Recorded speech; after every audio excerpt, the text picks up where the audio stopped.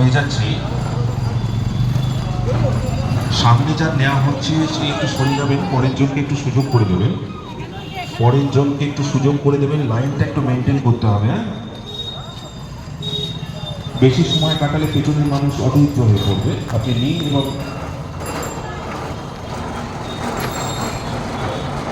আপনার পছন্দের জায়গা সবসময় হয়তো দেওয়া যাবে না। আপনার পছন্দের জায়গা আমরা চেষ্টা করব